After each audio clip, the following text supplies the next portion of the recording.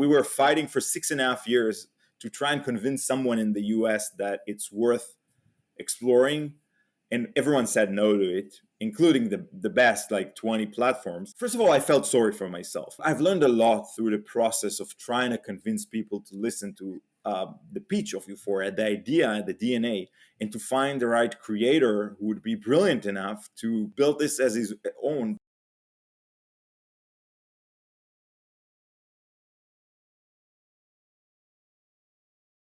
All right, welcome everybody back to another episode of Connection is Magic. We are blessed to have Ron Leshem with us today. Thank you so much for joining us, Ron. Thanks. Wow, we're finally doing this, right? Yeah. 64 emails later. No, not that many. Wow. Maybe like 8 emails later, but we're here. So good to see you.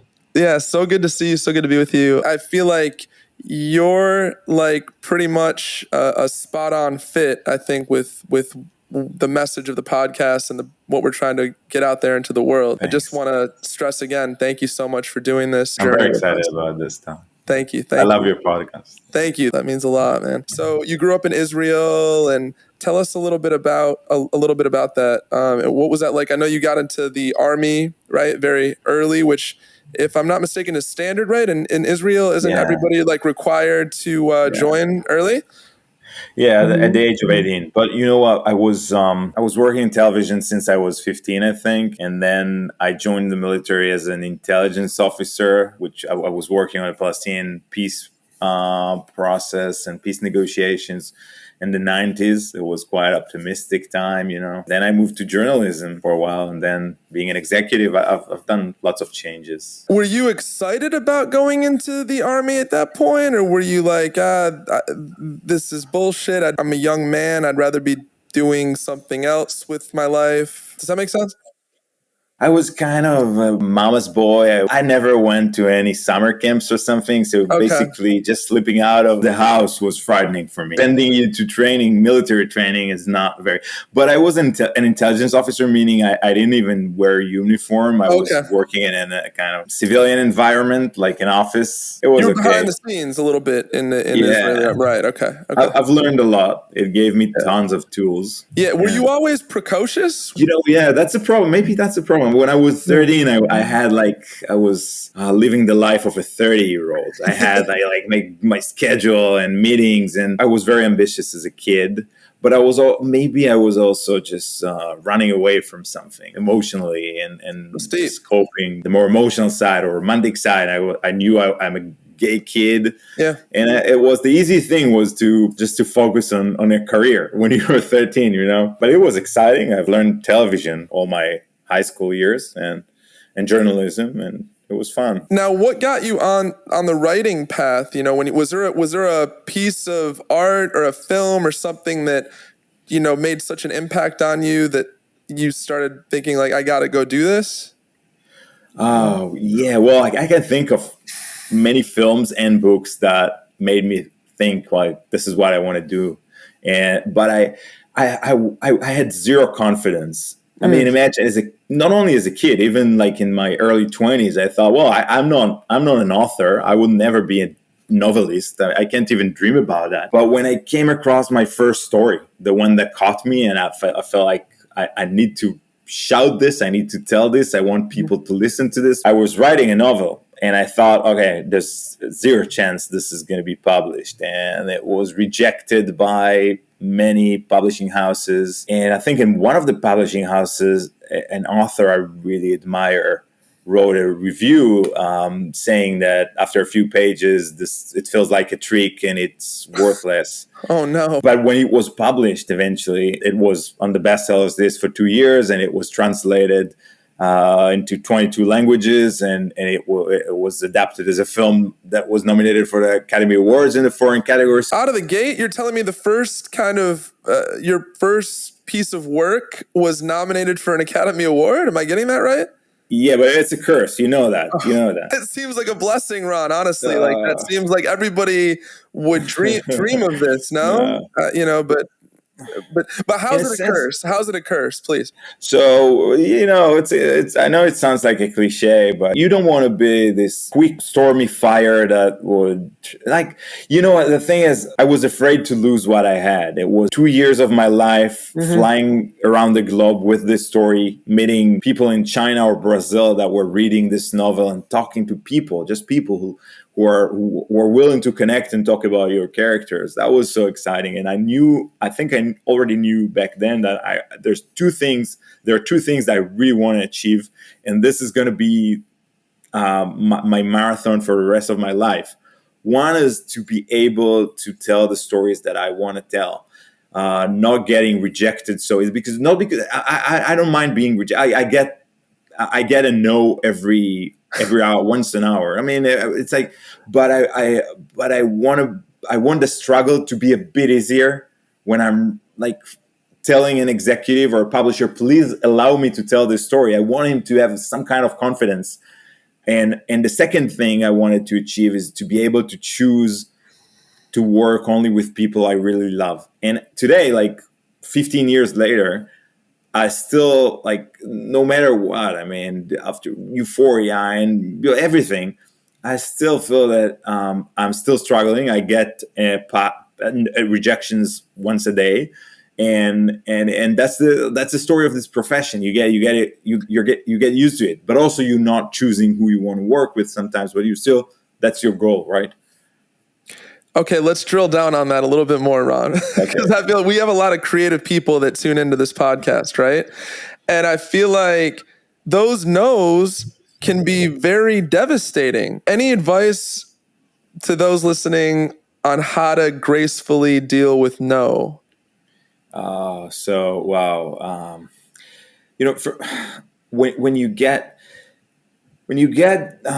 notes, and there are sometimes going to be you're going to feel humiliating. And when I got the first rejections and reviews that said awful things about this first novel, you're not ready to listen, and you have tons of explanations in your head as to why are these people rejecting your work, rather than listening and asking yourself, well, something didn't work out for them, and maybe they're not expressing it right. Maybe the examples they're giving are not the good solutions to the problem. And knowing that it's not an instant thing. Some of the most beautiful stories, both television and literature, took 15 years to be mature enough, to have the right momentum for it. Or it's so complicated because you need to be really open-minded to believe that when someone gives you notes, it means that he was making an effort. It's better than those executives who would tell you, wow, that's awesome, that's brilliant, I love this, and you'll never hear back from them, right? You'll never hear from them again. Right? Yeah. Which is our daily life as well. Like, that's, that. This is a perfect segue, Ron. Perfect segue. Because Euphoria it was two things. It was canceled after its first season in Israel, correct? Yeah. And it was taken here around the different networks in the States, and it was rejected by 20 plus, right, networks here in the States, I believe, including HBO, right? Can we please open this up and talk about what that process was like? When I was kind of fighting together with my producer partner, Hadass, we were fighting for 6.5 years to try and convince someone in the US that it's worth exploring.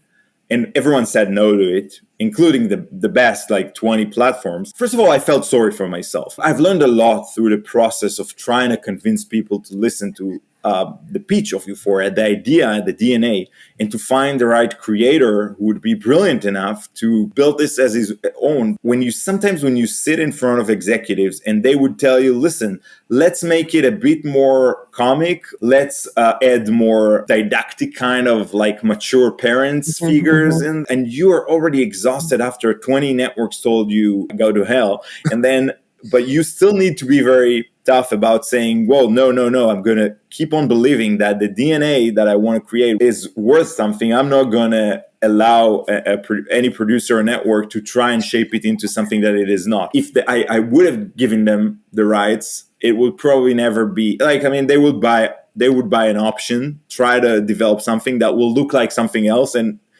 it most likely it will never be produced. But even if it will be produced, it will be forgotten. Yeah. But going back to the original version, to the Israeli version, it's like when we started creating it and writing it, it took like 3 years to write that original version. And a lot of networks, back then, just an example, we had an idea for an app for hookups where not only gay people like Grindr would use, but also female characters might use. Many executives told us, well, this is not believable. And no girls will go into hookup apps on their phone. This is before Tinder. Yeah, that was before Tinder, right? Okay. The Israeli audience is, on the one hand, is very neurotic, so they get bored very easily. So you do need to be edgy. At the same time, you must be mainstream. They just want everything to be kind of edgy, mainstreamish. The audience of the original Euphoria, they didn't know how to look at this. They were very conservative about this. And there is a government branch that is overseeing television broadcasters. And they were so furious about that. So not only did they forced us to take it out of the VOD every day before 10 a.m., and not only not to air it before 10 a.m., not to... Like, VOD is video on demand, in case anybody doesn't know. Yeah, right. Yeah. From the streamer. Like, it was like erased every day from the streamer until 10 a.m. And we're not allowed to have any promos before 10 a.m. And I was sitting in a government office where I was called to a government office, and they were saying, listen, I mean, you are a good writer. You've done some beautiful things, but this time you screwed up. I mean, why aren't you writing a story about how beautiful and sensitive our youth and teens are? I mean, and trying to explain what art was to them was useless. So it was canceled. The head of drama over there at the network really wanted to continue for another season, but the CEO and their bosses said no, and that was the blessing, because that what made me fight to find someone who would be open to give it new life, right? Yeah, totally a blessing in disguise. I agree. And there's if we look back with a magnifying glass in our life, we could find so many of these, right? If we want, if we just did. But in real time, not in hindsight, it hurts. You must have been feeling some human feelings there too, Ron, right? Where like, well, but I'm kind of optimistic, although hope is the only thing we really have in this profession, right?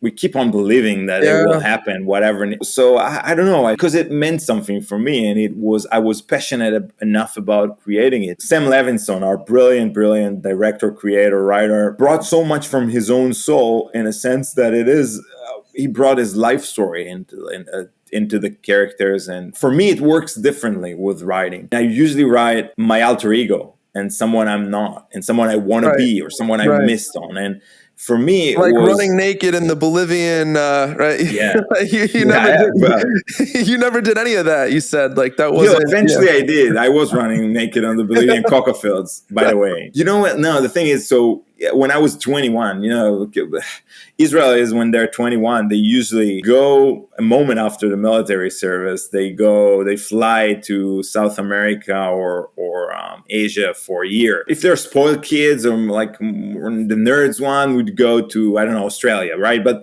most of them would go to try drugs and orgies or whatever in South America and Asia. And now, when I was 21, the only thing I was thinking about was worrying about my career. I mean, I wanted to start doing something. When you were 13, you were 30, right? So this goes with that theme. I missed the really. And then when I was 28, suddenly I realized I missed something. I didn't have this beautiful experience, and I wanted to feel how it would feel. And I took a plane with a friend to Bolivia, to the cocoa fields, to the death road. And I said, okay, now I'm 28. And after I was already an executive with like 200 employees. But I said, no, I'm going to run naked on the cocoa fields, and I'm going to do orgies and drugs and whatever. because I wasn't this kid prior to that. And it didn't feel as exciting as it can feel when I'm writing this. It's more passionate when it's like when it's in my imagination. So I took a plane to Rome, and I just locked myself in a freezing air condition in a hotel in Rome.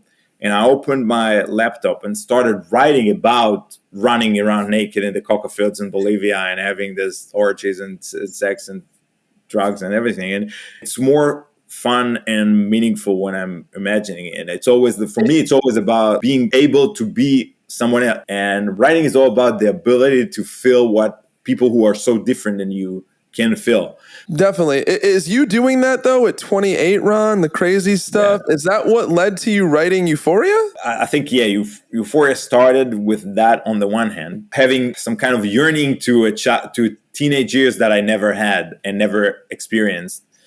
But also it was about trying to explore something about the kind of toxic freedom that we have. I wanted to write about urban, rotten life of a teenager who does.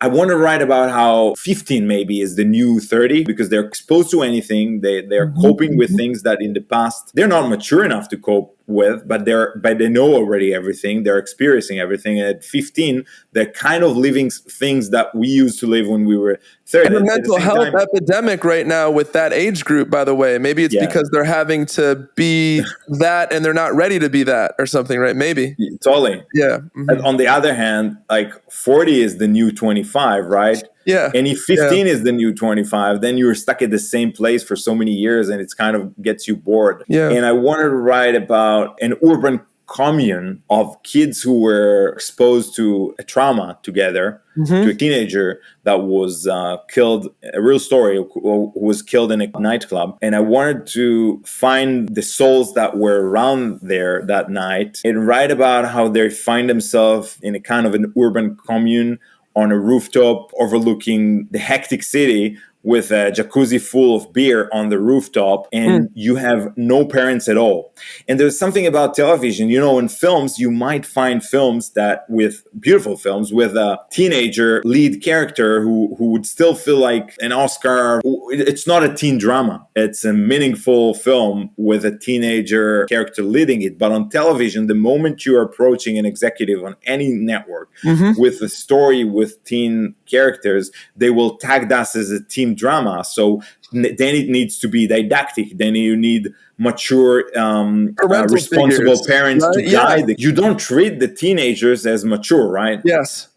And I felt like, okay, we need to create a teen drama that is not meant for kids or teenagers, but gives you a glimpse into what they're coping. One idea that we had was it should be emotionally realistic. And this is why a lot of kids would tell you, or teenagers or 20-year-olds would tell you, wow, this is so accurate. This is frightening how accurate this is. I feel like it's so relatable. I see myself in it.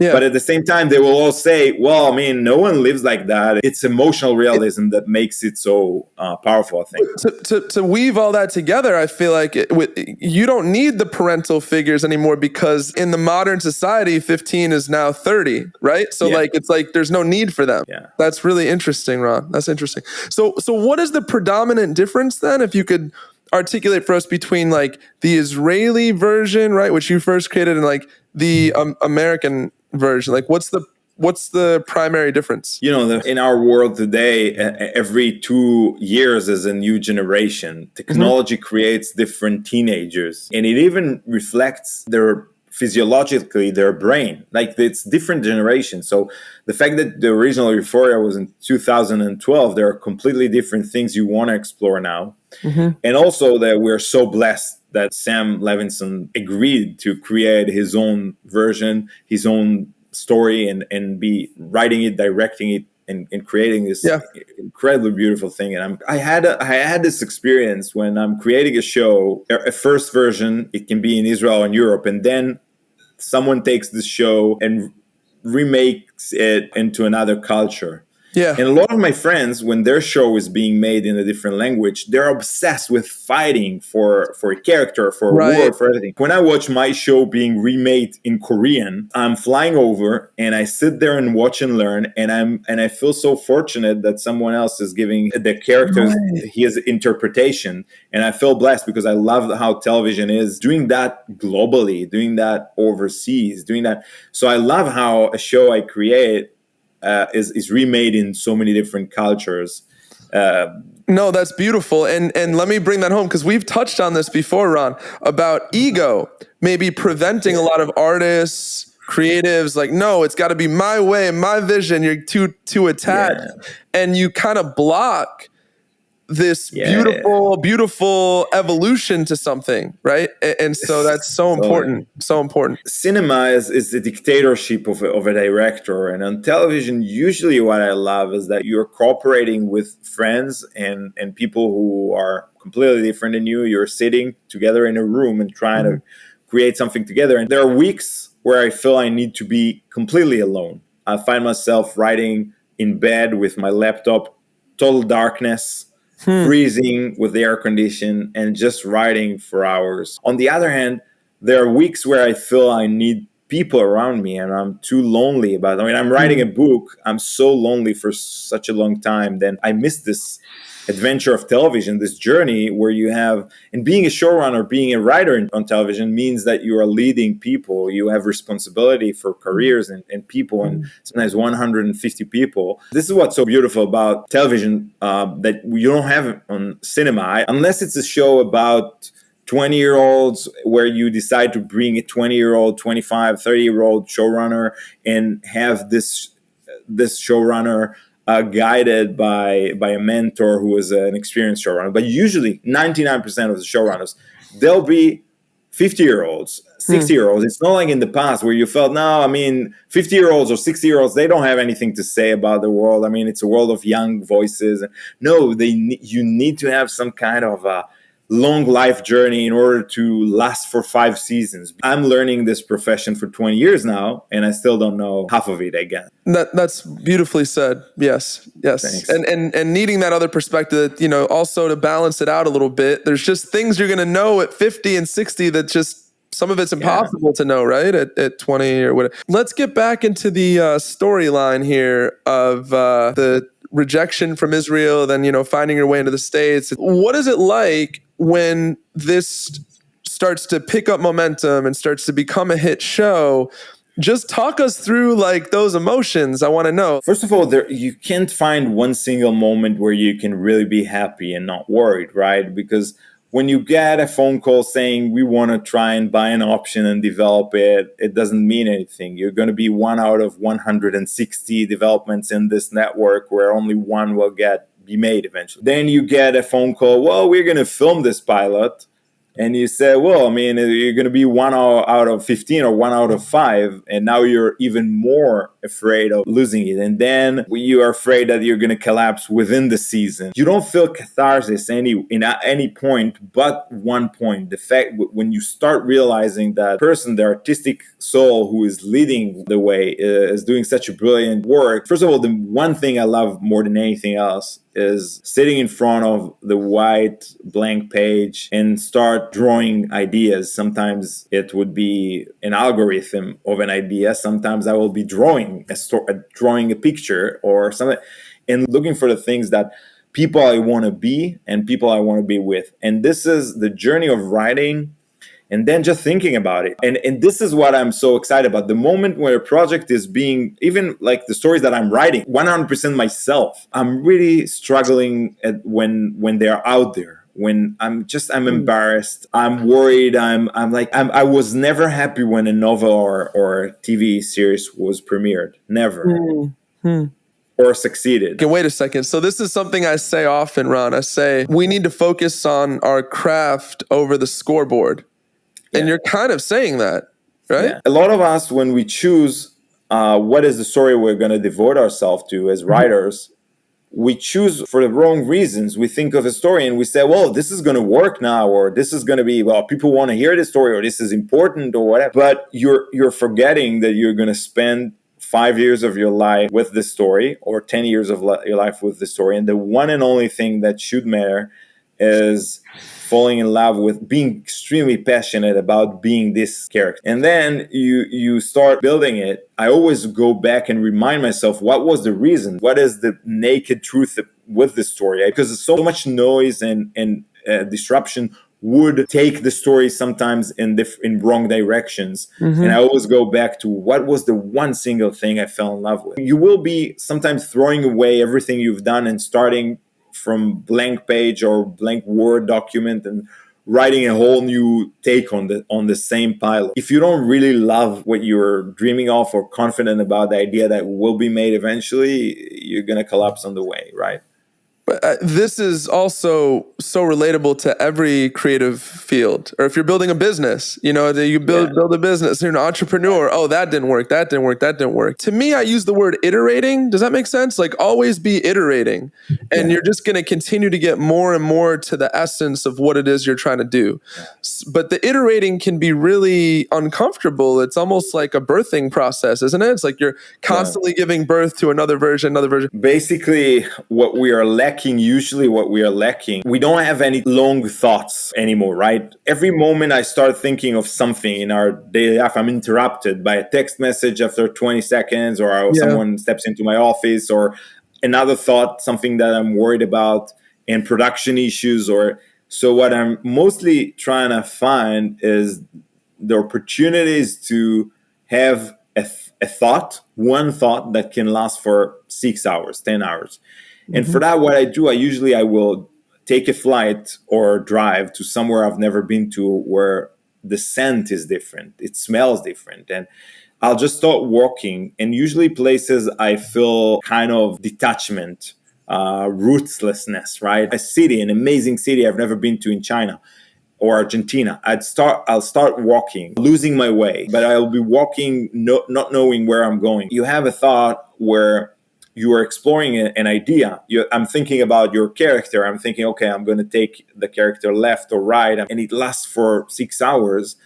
And then the other thing I'm doing is like trying things I've never tried before that might make me feel something I've never felt before. Because most of our work would be, I'm waking up at 4:40 or 5 and start working, very hard-working, daily, exhausting way of typing and thinking and drawing. In order for the brilliant moments, tiny moments, the nuances that you're lacking, you need to fight to get out of the shelf. I can't think of any other profession I would be able to be that enthusiastic about. Storytelling, it gives you such solace, like where it's so much better for me to live in this alternative world rather than in my own life, although I have great life. As a sensitive person, yourself as well, we look at our world around us, and there's so much evil that comes for no reason and doesn't play a role. It's random and it's harmful, but it doesn't create, at least in drama, the solace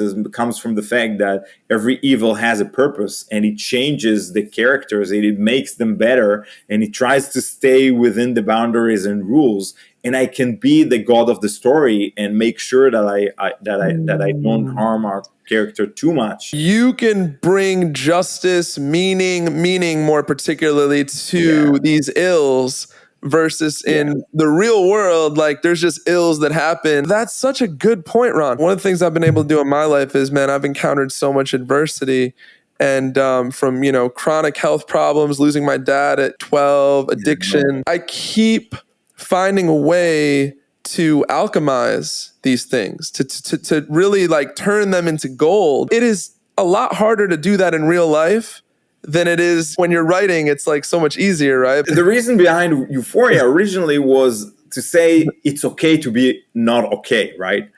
And the thing is, so when I was a teenage boy and I was struggling with things, and I didn't know what to do with the fact that I'm gay, and when I wasn't happy, I told myself, successful people and artistic people and brilliant people are never really happy. They can be happy for moments, but if they were so happy, what would drive them to fight so hard, to work so hard? And then along the way, I found myself happy, but I'm still working like crazy. What's driving you, Ron? 4:40 in the morning is early. You're waking up 4:40. Yeah. What's driving you? Well, I live in Boston, and people wake up really early here. They go to bed at 8. I'm still the things that drive, besides just loving this journeys and believing that our very short life we should be collectors of experiences, and we should explore as much as we can. And I'm still struggling to get to that point, because still when I'm approaching, even today, I'm approaching an executive that knows that, like, they said no to Euphoria back then. They knew that but now they will still say no to ideas that I will. But again, you have a track record, right? You have a track record, and you still get told no. It's so important to highlight that, though, because I think so many people are thinking when they go achieve X, Y, Z that it's just going to be this smooth, whatever they want to do. It's not like that. Maybe it's a good thing that it's not like that. It gives you the drive. I think the one thing I am capable of doing today, which is the blessing, is I am working with people I admired when I was beginning my journey. The fact that there's so many good people who are willing to be mentors, who are willing to be generous. The idea that I can work today with people that I love. I love how this industry, the television field, drama field, is becoming so globalized and borderless. And suddenly I'm creating a show with Juan Campanella, who is a brilliant Oscar-winning director I always loved, and with Walter Salles, who did Motorcycle Diaries as a director about the Che Guevara story, which I loved that film, but also he produced City of God, that made me want to be a writer. And a lot of people that I'm getting to meet people that were my heroes in a sense. In a strange way, I don't know if it's maybe just random, but when I was meeting authors I really admired as a kid, I was usually disappointed. Sometimes also when I was meeting actors. Why were you disappointed? Huh? Maybe I was just imagining as a kid, you want to imagine something that is beyond human when you are reading a novel. Yeah. But sometimes, I don't know, there were unfortunately I had the experience of meeting unpleasant or not generous people. But at the same time, when I'm meeting all these brilliant directors and writers who I always wanted to meet from all over the world, 5 continents, every time I'm just amazed by how the people who are successful in being showrunners or film director with a long career of 20, 30 years, they're good people. So many people attain success, right, on paper, and it can so easily change a person because now their ego gets bigger. It's like they were treated like shit by people on the way up, right? So now they think it's their duty to treat other people on the way up like shit. I swear that happens. Yeah. So it's like, what separates somebody from doing this and taking the more altruistic approach? I think, and it's not karma, it's just realistically, I think, analytically, I see this as a journey where when I've been an executive for trying to develop careers for tons of talented people. And I think that those who maintained success and weren't just a very short-term talent who will be forgotten next year, those who were maintaining success for 10 years, for 20 years, almost always, I think always, the ones who were good people and remembered to be grateful for the audience and for others. Because a lot of people, and as a TV executive, I was working on producing like primetime reality shows. And you have that in drama too, where an actor comes from nowhere and is becoming a success within a day. And he's so confused and he thinks he's God. If they're not careful, they will be forgotten within a few months. Why will they be forgotten though, Ron? Get more information on this. Like, I think maintaining a career and being an A-list actor or being an A-list writer means that you need to be hardworking, sensitive, heartwarming person must not be confused about this. Like, and I think the audience has a very sharp eye on what souls are good, and also you're gonna suffer a lot of crisis and along the way, and even the best actor would suffer, and not only an alcoholic type of an episode, but also you're going to make wrong decisions, you're going to take the wrong projects, you're going to get awful critics. If you don't have the support of people who really want you not to fail and will fight for you because you love them and you give them love back, etc., then you're going to collapse. And I think for me, that when I meet these people who I can sense immediately that they're the good ones, I know they have the potential of being there for 20, 30 years and not being the guy who would walk on the street and being frustrated about how people don't recognize him and be stuck in this depression for the next 30 years, knowing that now he needs to go to work and I don't know where. It's like a sacred thing, right, Ron? It's sacred. So, the people that recognize and treat it as sacred, you want to look out for, and other people want to look out for, you think? I think so. I like that. I want to go back here for a second to touch on some of the themes that are covered in Euphoria. So also having struggled with addiction myself in the past, right? Addiction is a through line, right, with the Euphoria series. There's a beautiful quote that I recently heard, which I want to share with you, that said, addiction is a progressive narrowing of the things that bring you pleasure. So it's beautiful. Yeah. So talk to me about, I know now Sam Levinson openly went through addiction, right? When he was growing up and in the Hollywood lifestyle. Have you yourself, when you were younger, have you had to go through anything addiction related, or have you had close friends go through addiction stuff that personally touched your life?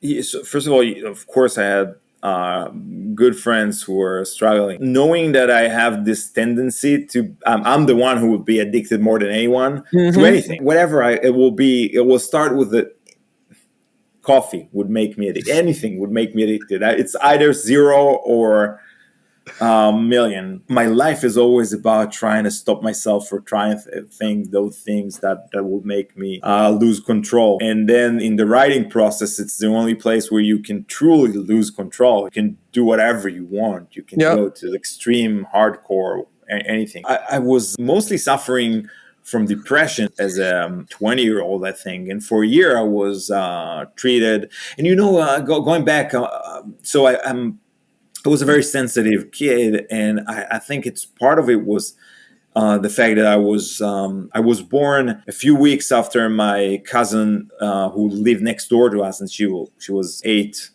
was killed, hit by a car and killed, and then my uncle was killed in the war, and my mother lost her father, and that was very important in her life. And I grew up mostly, I think, trying to make my mother not worried or make her happy, and I was trying to be a good boy for her. But when I found myself depressed and I needed a treatment, I think, and it paralyzed me, I think it was mostly because I was not working on my emotional journeys and romantic needs or anything like that. I was just focusing on escaping into careers, into being immature. And therapy helped me a lot. But at the same time, the moment I met the love of my life, that was the moment I became strong. What I've learned over therapy were the tools that allow me today to be both very sensitive and fragile even, but at the same time be able to be not only a writer, but also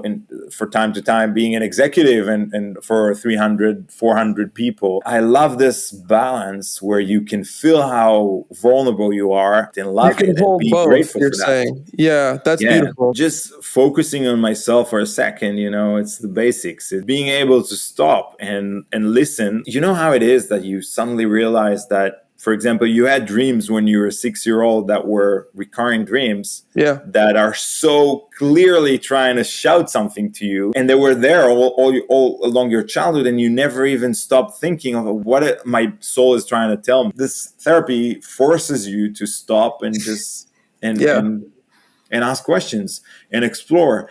when we bought a house years ago, when we bought our first house, and it looked like a house where you can grow old, you can have a family, and it's so beautiful. I mean, I should have been happy when we stepped into the house and said, "Wow, that's it, that's our life." But I looked over. I mean, I looked at the walls and I looked at the staircase, and I said to myself, "Well, I mean, they're going to be here when I am 90, and they're going to be here, and that I can see the end. And this phone is going to ring with some bad news, and the television is going to bring me some bad news, and maybe I'm going to be here the moment that the love of my life will be hurt somewhere. I'm going to lose him." And it was frightening. So we moved to Boston for Oren's work. He's a surgeon. He's a microsurgeon, pediatric surgeon. And we started realizing that what we need more than anything else, besides just being with each other, is the feeling that life is full of opportunities for journeys, and it's possible. And you can reinvent yourself every time, again and again, and start new life, as long as I have this partnership that I love the most and give me the stability. So I'm kind of running away from this structure that will show me how the end looks. And I'm saying to myself, well, if eventually I'm going to die at the street where I was born, and when I was walking as a 4-year-old, this is going to be because I chose to do so. It's not because I was born there and I chose to go back there. Maybe I will. I think this therapy made me understand that the world is huge and small at the same time. You can just hug it. I like that. So that's beautiful. Getting back to this addiction piece, though, Euphoria highlights it well. And there is an epidemic of that age group during the height of the pandemic. The CDC reported that 1 in 4 age 16 to 24 thought about suicide. That's heavy. There was an organization called DARE. There was this letter they wrote like, oh, Euphoria is like glamorizing drug use. I'm like, I feel like it's just almost reporting on what's happening. It's not glamorizing it to me. The ridiculous thing is that the fact that the one thing that teenage kid who is alone needs to see is that he's not the only one coping with the problem. That's the beginning of treatment. And someone like him can be loved. You know, it's not only about awakening parents or awakening ourselves to how our society can come over pandemic. So Oren is, as I told you, is a microsurgeon, a plastic surgeon at Boston Children's Hospital. And usually he's doing like kids who lost their ear or the dog ate their nose. He also started directing the Center for Gender Care at Boston Children's Hospital at Harvard Medical School. And that is the first in the nation who treats the idea of gender care within a children's hospital, which is something that people who are ignorant would feel is provocative. But when you look at the numbers and see how 50% of these souls are struggling with it before the age of 8 and 80% struggling before the age of 15, and these people are suffering more than anyone else from suicide attempts, from being hospitalized in mental institutions, but if for years within their felt identity, the true identity, and they are being treated and they're doing the transition, they're becoming, I'm not the one to say happy, but they're building families, they have great work, they're becoming assets to society as functional human beings. And society is just, when rejecting them out of this ignorance, is creating this endless suffer. It's also about the idea that so many young people are struggling with suicidal thoughts and everything. Is something that you ask yourself, how do I treat it? How do I bring it to awareness? And one of the things you can do is by storytelling. Storytelling from all sorts within the teen drama that is more didactic and is giving them guidance. Yeah, that's well said. And as you were sharing, you brought up this idea, truth passes through 3 stages. First, it is ridiculed, then it is violently opposed, and then it is accepted as self-evident. So I feel like, beautiful. When you were sharing that, man, I was like, yes. So, it takes bravery to be in that first or second group, it really does. That's brave work that your partners and the messages that you're putting out there are so needed. Thanks. So thank you. So I heard you talk about in another interview, getting into partnership or bed with the wrong production company is not good. And I think that a lot of artists maybe will get with the wrong manager or the wrong record label or the wrong partners in general. So what advice do you have? What have you learned from a wisdom standpoint about this? It's a major issue. Basically, all of us would go around LA with a great idea, and 10 people or production companies would say no to it. And then the 11th would say, yeah, I love it. And they would want to buy an option. Usually it's going to be a cheap option, but even if they put a lot of money, they might not be the right DNA for that story. With Euphoria, we like even before the networks, after I think I don't remember how many producers said no to it, there was one studio, a big studio, that is doing like incredibly expensive films, but from other genres, more of sci-fi and stuff. They said they love it and they want to develop it. They want to get into television. When they came with the idea to networks like HBO, the networks said, thought to themselves, this is not a producer who can work with an artist and help guide an artist to the right DNA of this show. So we don't trust this studio. And only when we got back the options, and it took, I think, 5 years, we got back the options, we could find the right home for it. We were lucky because the management at HBO was replaced, and the president and everyone were replaced. And Casey Blois jumped 2 steps from being head of comedy to being head of drama, then to being president of HBO.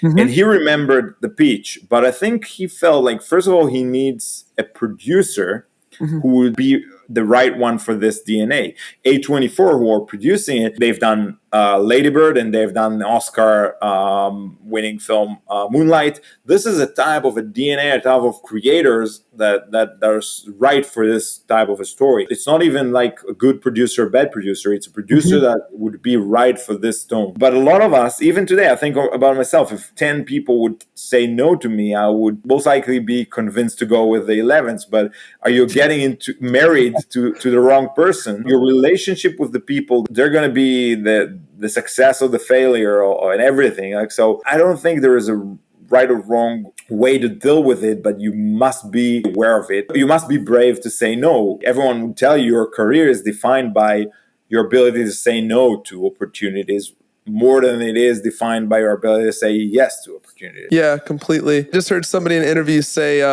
yes is expensive. I thought that was such a good way to put it. On that note, I was reading in the thing that Drake got involved, right? In Euphoria. And Drake is an executive producer. Can you tell me, please, how did that come about? HBO and A24. I mean, it's so Drake has a production company, and the guy is not only hardworking, he is brilliant, of course.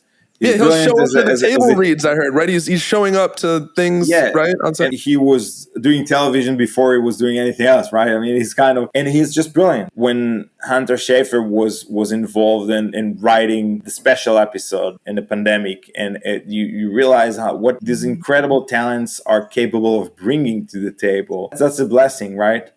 Completely. These are the cast and everyone. These are brilliant souls. And what we started even in the original version is with, on the one hand, trying to respect the fact that being an actor is something, it's not just a talent, it's something you've been learning for years and you are getting most professional about ever. But at the same time, trying to bring some voices who were non-actors that you were able to find, unique voices that you were able to find outside. We did that a lot in the original Euphoria, and then Sam did it brilliantly with the casting director to bring the Fesco character. And that guy's my favorite. He's my favorite character, by the way, in Euphoria. So he came off the street. Is that true? Kind of. He was working. I think he was working as a waitress at Chicken and Waffle in New Jersey. Hunter, she was on her way to study art in Europe. She's a brilliant artist and fashion designer and an activist and so many things. I think even the audience, when the audience think of how bold you need to be when making decisions as a showrunner, they think of the bold plot lines. They never think of the risks you're taking when you're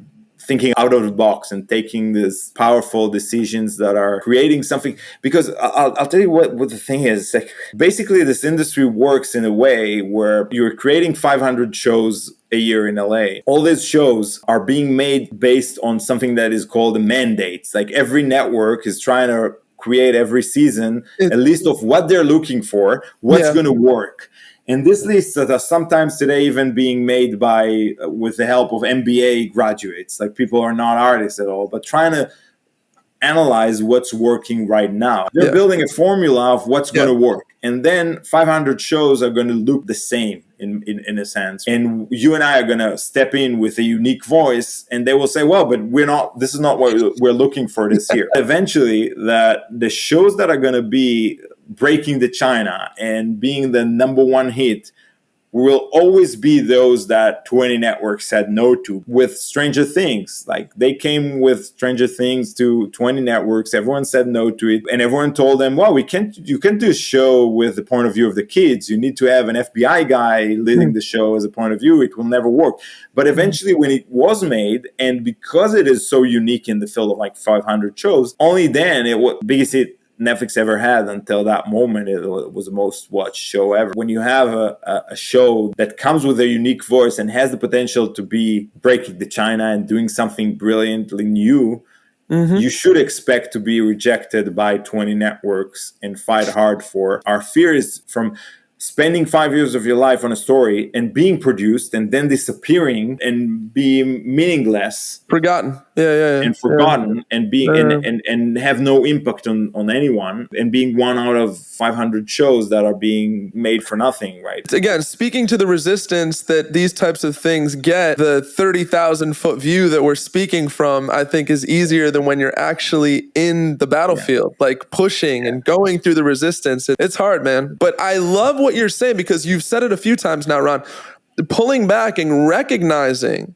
that a lot of your favorite pieces of art have all gone through that. I'd like to bring it home with this idea of Beaufort. Talk to me about your thoughts, your personal thoughts on that. Maybe you should solve just this idea of Beaufort. Yeah. Well, to me, Beaufort is like, it's fun. Okay, so I'm all about like authenticity, right, on the show. So here we go. So yesterday, it's a holiday weekend here in Santa Monica, and I'm going to the beach. I'm meeting a friend for tennis, and this woman, there's no parking because it's a holiday weekend. It's crazy.